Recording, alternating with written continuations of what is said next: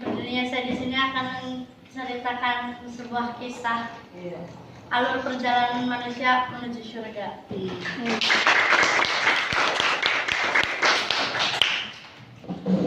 Dalam sebuah kisah diceritakan ada sepasang suami istri baru menikah. 1 bulan kemudian pasangan tersebut dikaruniai anak. Dan ketika kandungan berumur 4 bulan, ruh anak tersebut ditiupkan oleh Allah, dan Allah sekaligus menentukan takdir berupa rezeki, jodoh, maut.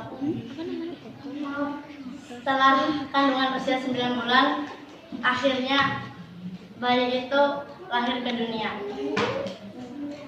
Dan setelah bayi berumur 7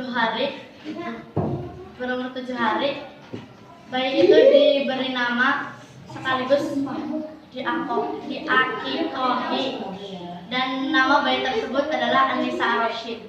Dipanggilnya Anissa. Dipanggilnya Anissa. Setiap malam Anissa didengarkan ayat-ayat suci Al-Quran oleh orang tuanya, ibu dan bapaknya. Setelah Anissa umur 4 tahun, Anissa pun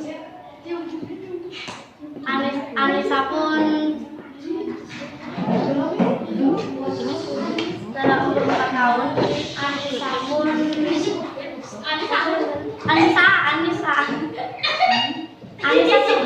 Anissa sudah belajar membaca Al-Quran lah ya. Semenjak ibunya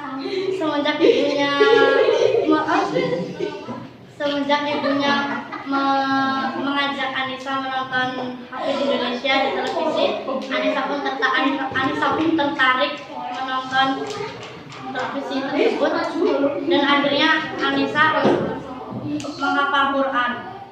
Ketika umur 7 tahun, Anissa pun sudah menghafal Quran sebanyak 15 juz.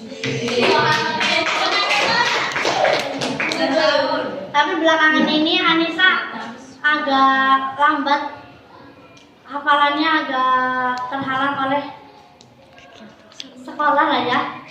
Sekolah menduduki SD kelas 1 pada umur 7 tahun. Kelas SD. Hafalannya agak terganggu.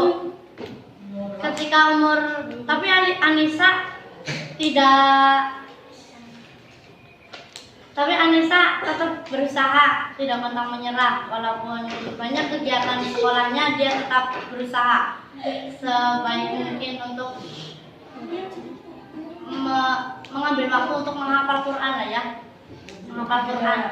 Dan ketika umur 12 tahun, dia pun sudah benar-benar hafal tanpa melihat sedikit pun.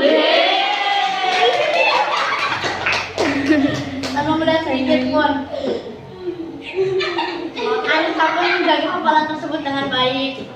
Terus Anissa biasa diajari oleh orang tuanya itu dia berbuat kebaikan seperti menolong, membantu orang tuanya. Terus Anissa juga percaya bahwa Al-Quran tersebut akan membuat dia kayak ngelindungi tulis ya.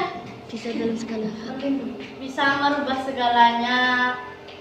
Terus suatu ketika Anissa mempunyai masalah dengan temannya. Berkat Al-Quran, dia pun bisa menyelesaikan masalahnya sendiri. Terus suatu ketika Anissa akan menolong temannya, dia akan tertabrak mobil. Anissa pun rela tertabrak demi menolong temannya. Anissa tertabrak hingga luka tersebut parah dan nyawanya tidak tertolong lagi. Anissa meninggal dunia, ibunya, orang tuanya sedih, dan para warga ikut berduka cita atas meninggalnya Anissa. Lalu jasad tersebut dimandikan, dimakamkan, dan setelah tersebut otomatis Anissa melebu melebu masuk aja liang.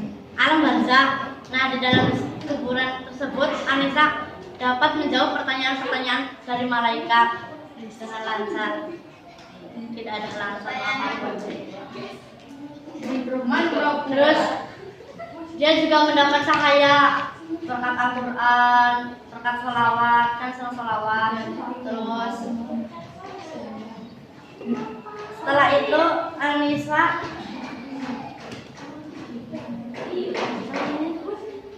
Anissa setelah beberapa tahun, apa beribu-ribu tahun, bahkan berpuluh-ribu tahun, alam pun hancur. Yaumul Qiyamah, saatnya Yaumul Qiyamah, alam semesta pun hancur. Dan pada saat hari kebangkitan, Anissa pun dibangkitkan dan digiring kepada mahsyar. Di sana Anissa pun mendapat syafaat Al-Quran dan mendapat syafaat dari Nabi Muhammad SAW. Mendapat syafaat, dan dia pun selalu diberi keteduhan, tidak pernah kepanasan.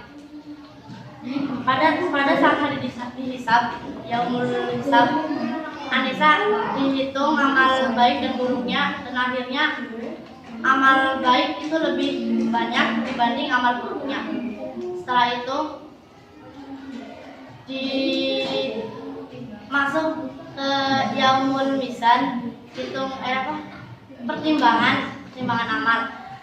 Amal Anissa ditimbang dan akhirnya hasil tersebut lebih berat timbangan amal baiknya daripada amal buruknya. Catatan tersebut diserahkan kepada Allah. Dan pada saat itu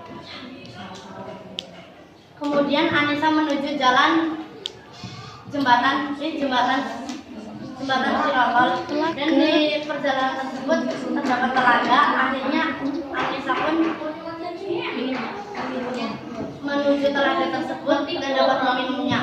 Karena Anissa dapat syafaat Quran dan syafaat Nabi Muhammad, Anissa dapat meminumnya. Setelah meminumnya, Anissa pun lanjut perjalanan menuju jembatan Siratul Mustaqim. Anissa pun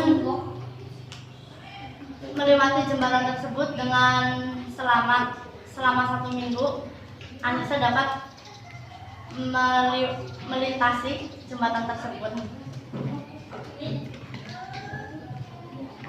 Itu karena dia mendapat syafaat dari Nabi Muhammad dan mendapat syafaat Quran.